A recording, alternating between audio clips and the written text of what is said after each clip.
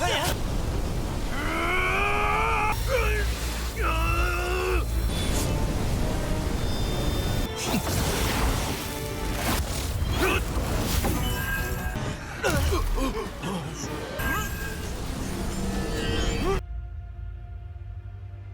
semuanya, bagaimana nih kabar kalian? Semoga kalian dalam keadaan baik-baik saja, sehat selalu, serta dilancarkan rezekinya ya guys, amin. Pada kesempatan pagi hari ini, jadwalnya akanlah Mimin ubah sedikit ya, yang dimana Alchemy Supreme terlebih dahulu, barulah Fearless Battle Spirit. Sebelum memasuki episode 114, kita review dulu untuk part sebelumnya. Untuk keluarga Changyan mengetahui kalau Muranzi telah berhasil diselamatkan, membuat tuan muda pertama sungguh begitu marah karena untuk bawahannya tidaklah begitu becus, dan bawahannya memberitahu kalau lawannya terlalu begitu kuat dan dia akanlah datang ke kediaman Changyan esok hari. Mendengar itu, mereka terlalu meremehkan Su Peitian dan akanlah menyambut serta membuat dia dipermalukan. Sayangnya ketika Peitian datang ke sana, keluarga merekalah yang dipermalukan.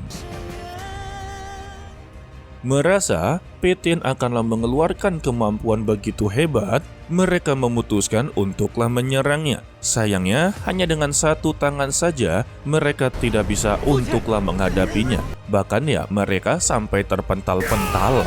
Setelahnya, mereka hanya bisa berdiam diri tanpa sepatah kata apapun. Untuk ayah dari Muranzi, dia merasa begitu kecewa kepada dirinya.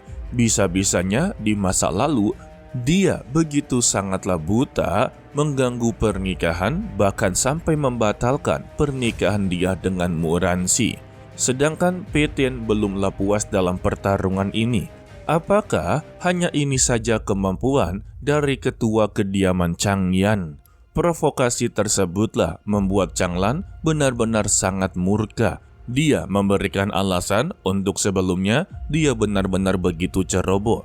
Tetapi untuk kali ini, dia tidak akanlah mengulang kesalahan yang kedua kalinya. Dia kembali untuklah bangkit dan langsunglah melayang, yang dimana dia akanlah menggunakan metode terlarang guys. Dirinya akanlah meningkatkan kekuatan secara paksa. Lalu keluarlah sebuah pedang dan di dahinya terlihat sebuah simbol. Dan kini dia telah berada di Raja Perang Bintang 3. Waduh, cuma naik satu tingkatan doang, kagak bakal berguna. Hal ini membuat leluhur keluargamu khawatir, meminta kepada Peitian cepat keluarkan senjatanya. Peitian hanya menjawab untuk Raja Perang Bintang 3 masihlah belum pantas untuk melihat senjatanya. Waduh, benar-benar diremehkan sih ini. Mendengar pernyataan dari Peitian yang begitu sombong, Changlan mengerahkan serangan pertamanya dan berhasil untuklah ditahan dengan begitu mudah. Nona Meyer meminta kepada Muranzi janganlah terlalu khawatir dengan pertarungan ini. Tugas dia tunggu saja dan lihatlah pertunjukan yang bagus dari Su Peitian. Dan terlihatlah serangan pertama milik dari Changlan berhasil untuklah dihempaskan, membuat tuan muda pertama meminta kepada ayahnya kalau bisa ulur waktu selama mungkin. Dia akanlah meminta bantuan kepada sang kakek. Ayahnya langsunglah angguk-angguk kepala. Ternyata dia sudah menyadari dia sama sekali tidak bisa untuk memenangkan pertarungan kali ini. Namun ya, dia masih bisa bersikap sombong kepada Peitian dengan menantangnya untuk bertarung lagi. Dia langsung mengambil ancang-ancang untuklah menyerangnya. Namun ya, Su Peitian berkata, ini bukan giliran dia untuk menyerang, tetapi adalah gilirannya. Hanya dengan mengeluarkan dua jari dan langsunglah dilayangkan, keluarlah sebuah serangan yang membuat dia haruslah menahan sekuat mungkin. Dan terjadinya sebuah bentrokan membuat Changlan sama sekali tidak bisa untuklah menahannya. Pada akhirnya, lagi-lagi dia terpental. Untuk Su Peitian, dia hanya bisa geleng-geleng kepala serta menghela napas. Ternyata ya, untuk kediaman Changyan yang katanya begitu sangatlah hebat dan mempunyai raja perang tingkat 2 yang paling ditakuti seluruh kota, namun nyatanya mereka bukan apa-apa di hadapannya. Baginya, pertarungan ini sungguh begitu membosankan. masih tidak mau kalah, Changlan meminta kepada seluruh pasukannya membentuk sebuah formasi. Ingat ya, mereka sedang melakukan pertarungan dalam mengulur waktu. Tampaknya Su Petin juga sudah mengetahuinya, maka dari itulah dia tidaklah menyerang serta tidak menghabisi mereka satu persatu guys. Lalu mereka langsunglah berbaris dan membentuk sebuah formasi. Sembari merapalkan sebuah mantra, keluarlah formasi yang berada di belakang serta mengeluarkan pedang yang besar. Lalu pedang tersebut langsunglah dilempar ke arah Petin. Sedangkan ya Petin hanya tersenyum saja dan geleng-geleng kepala. Ternyata mereka tidak belajar dari kesalahan sebelumnya. Karena ya percuma saja untuk mengerahkan serangan kepada dia. Semua serangan sama sekali tidaklah berdampak. Dan hanya dengan satu tinju saja, pedang tersebut langsunglah hancur. Setelah pedang ini hancur, Petin juga mengambil kesempatan. Dia mengerahkan telapak tangannya, membuat mereka yang baru saja mengeluarkan kemampuan dan menghabiskan energi spiritual haruslah membentuk formasi pertahanan seadanya. Sehingga telapak tangan milik dari Petin menembus pertahanan mereka dengan begitu mudah. Dan terjadinya sebuah ledakan, mereka juga ikut-ikutan terpental. Waduh. Dan beruntungnya, usaha mereka dalam mengulur waktu tidaklah sia-sia. Karena terlihatlah sebuah sinar berwarna merah tepat berada di dalam istana. Changlan yang mengetahui kalau sang leluhur kediaman Changyan akanlah datang, dia langsunglah tertawa terbahak-bahak. Akhirnya perjuangan dia sama sekali tidaklah sia-sia. Dan dia memastikan untuk hari ini Petin sama sekali tidak bisa untuk melarikan diri. Dia akanlah meninggal di tempat seperti ini. Sedangkan untuk keluargamu yang mengetahuinya langsunglah ketar-ketir. Sebab mereka tahu siapa yang akan keluar, yaitu Chang Yuanchong sebagai leluhur dari kediaman Changyan. Dan dia berada di ranah 4 panglima perang bintang. Tetapi ya, Nona Me'er hanya tersenyum saja, meminta kepada Muranzi untuk tenang, dan tenang. Begitu juga dengan Su Petin, dia hanya tersenyum sinis ke arah mereka.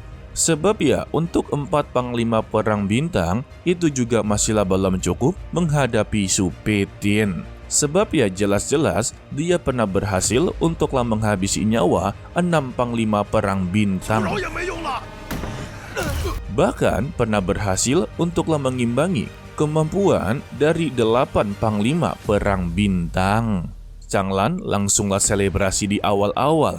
Dia memberitahu kepada Petin sekarang sudah tidak ada gunanya untuklah memohon ampun dan juga tidak ada gunanya berlutut. Karena dia sudah pasti akanlah meninggal dunia. Tetapi jeng, tuan muda pertama yaitu Tian Xiao langsung dilempar keluar dalam keadaan babak belur. Hal ini membuat Changlan cukup begitu terkejut. Bagaimana bisa untuk anaknya babak belur? Dia mempertanyakan sebenarnya apa yang terjadi. Dan satu persatu para bawahannya juga langsunglah dihajar hingga babak belur, bahkan sampai tidak sadarkan diri. Dan terlihatlah leluhur dari kediaman Changyan ternyata pria tua yang dikenal oleh Petin. Terlebih ya pria tua ini memiliki hutang budi yang begitu besar kepada Petin guys. Ya sebelum-sebelumnya dia ini mempunyai penyakit dan berhasil untuklah disembuhkan ya guys. Dia langsunglah menghadap kepada Petin untuklah meminta maaf atas apa yang terjadi dengan semua ini. Dia mengaku salah karena terlalu begitu lalai dan tidak mendisiplinkan seluruh keluarganya sampai-sampai mereka bertindak tidak tahu diri dan berani untuklah menyinggung Tuan Su Petin. Sontak ya untuk Changlan, dia inginlah mempertanyakan kepada kakeknya sebenarnya apa yang sedanglah terjadi. Tetapi dia langsunglah menghajar anaknya serta menyuruh dia untuk berlutut serta meminta maaf kepada Tuan Su apa yang telah dia lakukan.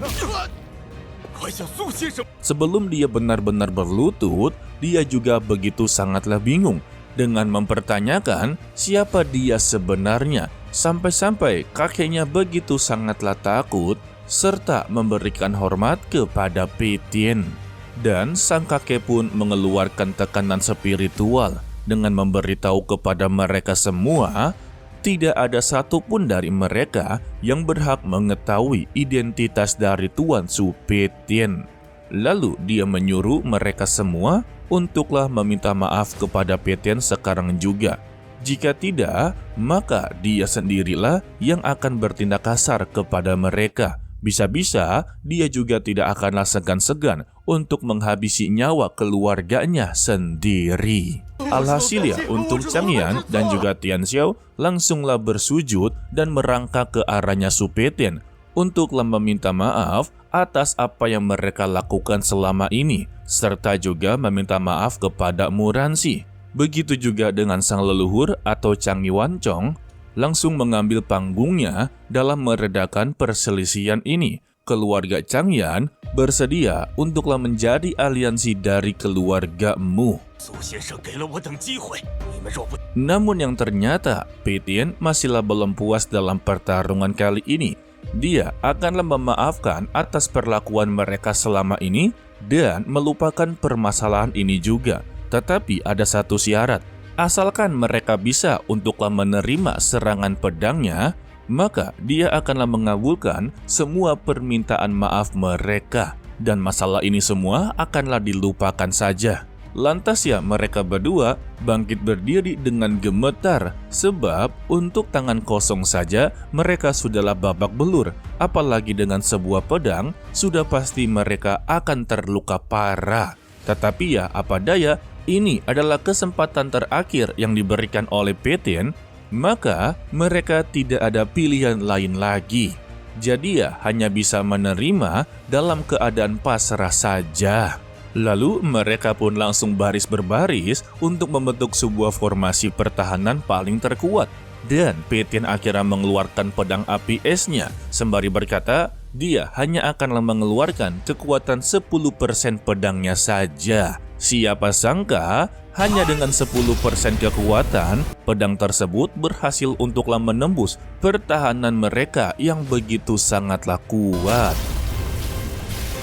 Beruntungnya Peitian memaafkan mereka semua, tetapi dia memberikan sebuah peringatan terakhir. Jika suatu hari nanti terjadi lagi, ataupun kediaman Changyan mencoba untuk berkhianat, maka dia sendirilah yang akan datang untuklah mengobrak-abrik keluarga mereka, serta memusnahkannya. Setelah dari semua itu, Peitian pun langsunglah pergi dari sana. Waduh, mengkece banget ini Babang Su Peitian. Ini mah para ciwi-ciwi yang di sampingnya sudah pasti salah tingkah sampai becek-becek. Dan kita akhiri untuklah video kali ini ya guys. Mimin ucapkan terima kasih kepada kalian yang telah menonton sampai akhir. Pesan dari Mimin, tetaplah menjadi orang yang baik walaupun itu sangatlah sulit. To be continue, sampai jumpa di video berikutnya. Bye-bye.